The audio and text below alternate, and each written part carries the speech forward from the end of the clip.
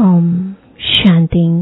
आज 15 अगस्त 2023 बाबा के महावाक्य है, मीठे बच्चे, बाप का बिंदी स्वरूप है, उसे यथार्थ पहचान कर याद करो, यही समझदारी है। प्रश्न है, बेहद की दृष्टि से स्वप्न का अर्थ क्या है? इस संसार को स्वप्नवत संसार क्यों कहा गया है? उत्तर है, स्वप्न अर्थात जो बात बीत गई।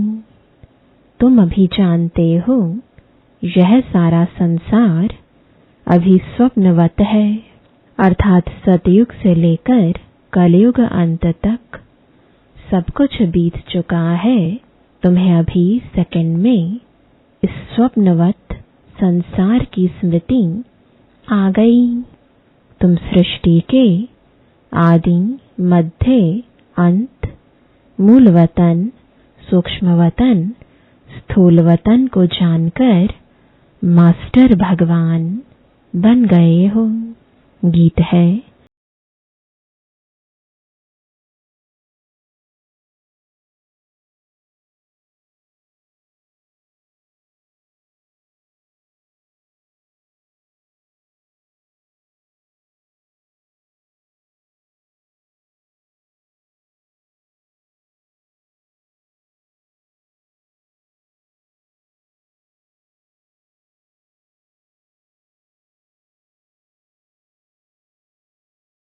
सिकिलदे सालिग्रामों को बैठ समझाते हैं।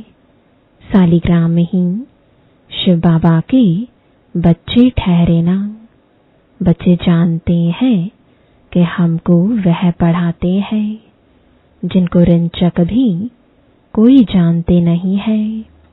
शिव के मंदिर में जाते हैं, परंतु वहां तुम इतना बड़ा शिवलिंग देखते हैं, यह थोड़े ही समझते हैं कि हमारा बाबा बिंदी है। जो बच्चे शिव बाबा को इतना बड़ा समझ याद करते हैं, वह करते होंगे वह भी भोले हैं, क्योंकि वह भी रॉन्ग है। बाप समझाते हैं कि मैं बिंदी हूँ। अब बिंदी को कोई क्या समझ सके? भल कोई कहते हैं अखंड ज्योति स्वरूप है, फलाना है, परंतु नहीं, वह है बिंदी। उनको याद करना बड़ा मुश्किल है, घड़ी घड़ी भूल जाते हैं। भक्ति मार्ग में आदत पड़ी हुई है शिवलिंग पर फूल चढ़ाने व पूजा करने की, तो वह याद रहता है, परंतु यह घड़ी घड़ी भूल जाते हैं कि हमारा बाबा बिंदी रूप है। सारे ड्रामा में उनका जो पार्ट है वह बजाते हैं। बिंदी की बैठ महिमा करेंगे क्या कि सुख का सागर है, शांति का सागर है। कितना छोटा बिंदी रूप है। बच्चे पूछते हैं किसको ध्यान में रखें? इन बातों को तो समझदार ही समझ सके, नहीं तो वही शिव का लिंग याद आ जाता है। श्री कृष्ण तुम अच्छी रीति बुद्धि में बैठ सकता है, यह तो है बिंदी। गीत में भी कहते हैं कि याद करो तो याद ना आए, फिर वह सूरत कैसी है? यह भी वंडरफुल है। इतनी छोटी बिंदी है, ज्ञान का डांस करते हैं। कहा जाता है यह स्वप्नों का संसार है। बीती हुई बात को स्वप्न कहा जाता है। स्वप्नवत संसार जो बीत गया है वह तुम्हारी बुद्धि में आता है। सारा ब्रह्मांड, मूल वतन, सूक्ष्म वतन, सतयुग, त्रेता, द्वापर सारा स्वप्न हो गया। जो पास्ट हो जाता है वह स्वप्न हो गया। अब कलयुग का भी अंत है। यह स्वप्नवत संसार हुआ ना। वह हद के स्वप्न आते हैं। तुमको बेहद का बुद्धि में आता है। सूर्यवंशी चंद्रवंशी भी अब स्वप्न हो गया। इसको कहा जाता है स्वप्नों का संसार। इतना राज और कोई नहीं जानते सिवाय तुम बच्चों के। सतयुग में कितने अथाह सुख थे, वह सब पास्ट हो गए। अभी तुम बच्चों की बुद्धि में आदि मध्य अंत का पूरा ज्ञान है। एक बाप की ही याद रहनी चाहिए। बाप जो समझाते हैं और कोई समझा ना सके। तुम्हारी बुद्धि में स्वप्नों का संसार है। यह पास्ट हो गया। बुद्धि जानती है ना। तुमको ऊपर से लेकर सारी नॉलेज बुद्धि में है, आदि से अंत तक की। तुम अब त्रिकालदर्शी त्रिलोकीनाथ बन गए हो। त्रिलोकीनाथ बनने से तुम जैसे भगवान हो जाते हो। भगवान बैठ तुमको शिक्षा देते हैं। सेकंड में स्वप्न आता है ना, तो सेकंड में तुमको सारा याद आना चाहिए, बीज और झाड़। बाबा भी कहते हैं आदि मध्य अंत का मेरे पास ज्ञान है। इसलिए ही मुझे ज्ञान का सागर, नॉलेजफुल, जानी जाननहार कहते हैं। जानते हैं हर एक की अवस्था ऐसी ही रहेगी। एक एक की अवस्था को हम क्या बैठ जानेंगे। जो अवस्था कल्प पहले थी उस अवस्था में है, सो तो तुम भी जानते हो। पुरुषार्थ कराने के लिए कहते हैं अच्छी रीति पुरुषार्थ करो। अभी तुमको स्वदर्शन चक्रधारी बनना है। तुम जानते हो यह पास्ट हो गया है। ऐसे देवताएं राज्य करते थे, फिर आकर राज्य करेंगे। पास्ट, प्रेजेंट, फ्यूचर यह याद करते रहेंगे। उनको ही स्वदर्शन चक्र कहा जाता है। शिवलिंग को याद करने में तो हिरे हुए हैं, तो समझते हैं कि बाबा ज्योतिर्लिंगम है। बिंदी कहें तो मूंछ पड़े। वह समझते हैं आत्मा छोटी है, परमात्मा बड़ा है। अभी तुम बच्चे जानते हो इस कलयुगी दुनिया में इस समय देखो भव का कितना है। इसको माया का भव का कहा जाता है। माया का पंप है, कहते हैं ना। अभी दुनिया कितनी अच्छी बन गई है। बड़े बड़े महल बन गए हैं। अमेरिका का कितना भभका है। चीजें कितनी नफीस यानी आकर्षक बनती हैं। हम समझते हैं कि यह तो मुलम्मे की चीजें हैं जो अभी खत्म हो जाएंगी।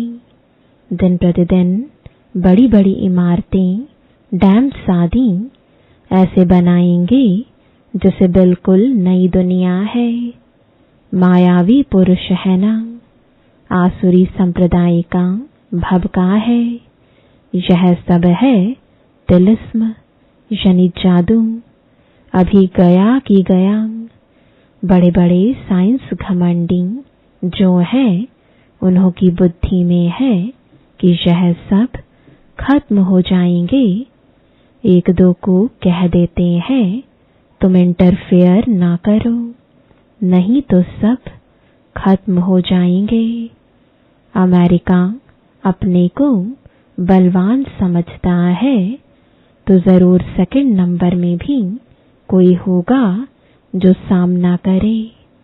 गाया हुआ है, 2 बिल्ले लड़ते हैं, यादवों ने अपने कुल का विनाश किया। तो वह 2 बिल्ले हुए ना, वही प्रैक्टिकल हो रहा है।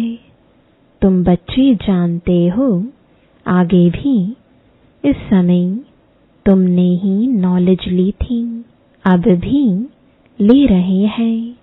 बाप आकर सारी नॉलेज समझाते हैं।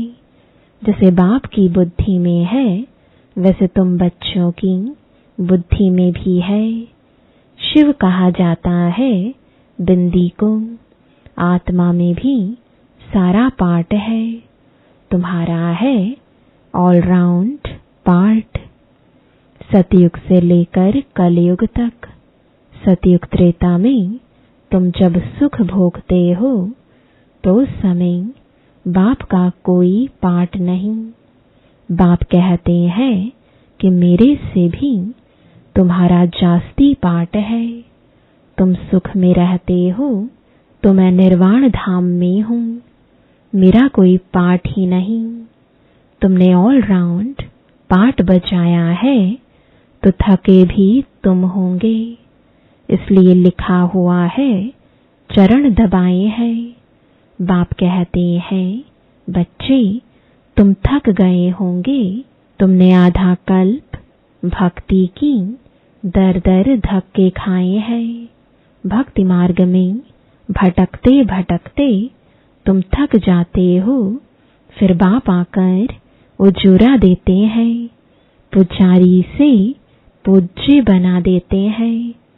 तुम जानते हो हम सो पूज्य थे, फिर पुजारी बने हैं। ऐसे नहीं कि परमात्मा आपे ही पूज्य, आपे ही पुजारी है, नहीं, हम ही बनते हैं। भारत ही अविनाशी खंड गाया जाता है।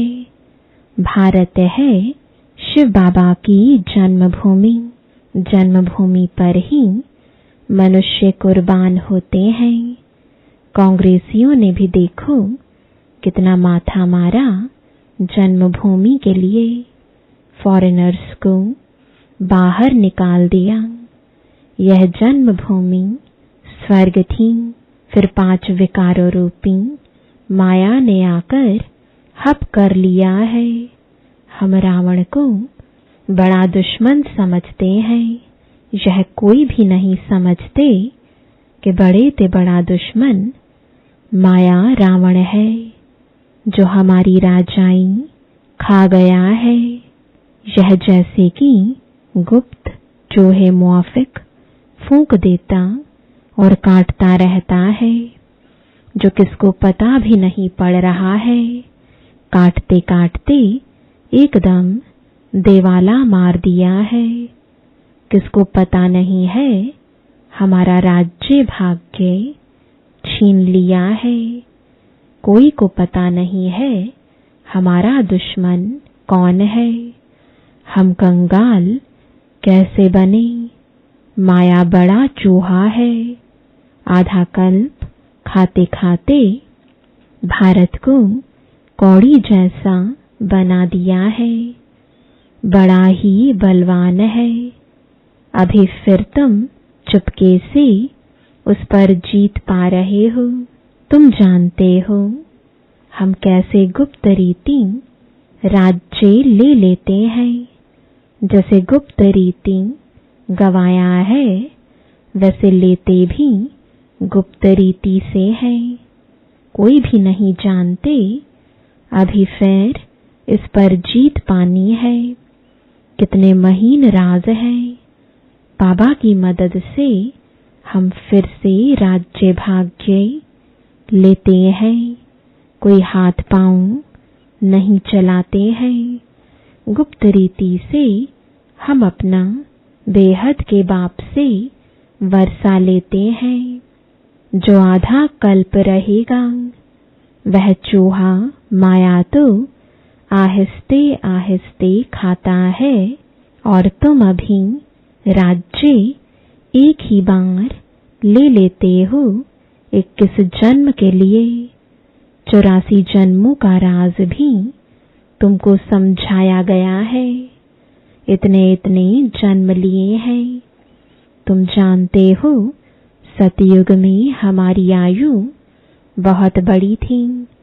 फिर अपवित्र भोगी बनते हैं तो द्वापर कलयुग में 63 जन्म लेते हैं। यह बाबा बैठ समझाते हैं। कल्प कल्प माया ऐसे राज्य लेती है, फिर हम उनसे लेते हैं। गीत में गाते तो है कौन देश से आया, कौन देश में है जाना, परंतु समझते नहीं है। तुम तो जानते हो आत्मा किस देश से आई है, क्यों आई है। सारा चक्र बुद्धि में है। सारे ड्रामा में हीरो हीरोइन पार्ट है शिव बाबा का। शिव बाबा के साथ पार्टधारी कौन कौन है। पहले पहले जन्म देते हैं ब्रह्मा विष्णु शंकर को, फिर तुम बच्चों को। तुम बाप के साथ मददगार ठहरे। बाप अपना पार्ट बजाकर अपने धाम ले जाते हैं और तुम मददगारों को भी साथ में मुक्ति धाम में ले जाते हैं। तुम मुक्ति धाम जाकर फिर जीवन मुक्ति में चले जाएंगे। कितना अच्छी रीति बुद्धि में रखना चाहिए। तो यह है सपनों का संसार जो बीत गया। तुम जानते हो कि सतयुग त्रेता में देवी देवताएं रहते थे, अभी नहीं है। गीत का कितना गूढ़ राज है। कैसे सपनों का संसार बुद्धि में लेकर बैठे हैं। सारा चक्र कैसे फिरता है। जो नॉलेज बाबा में है वह हमारे में भी है। बेहद के बाप में ही यह सारी बेहद की नॉलेज है। बच्चे जानते हैं यह भी स्वप्न हो जाएगा। यह बड़ी समझने और समझाने की बातें हैं। सतयुग त्रेता में यह बातें किसकी बुद्धि में होती नहीं। गूढ़ पॉइंट्स मिलती रहती हैं। बुद्धि में सारा चक्र रहना चाहिए। भक्ति मार्ग क्या है, कब से शुरू होता है, इससे कुछ भी फायदा नहीं हुआ। भक्ति करते करते नुकसान में ही आ गए हैं।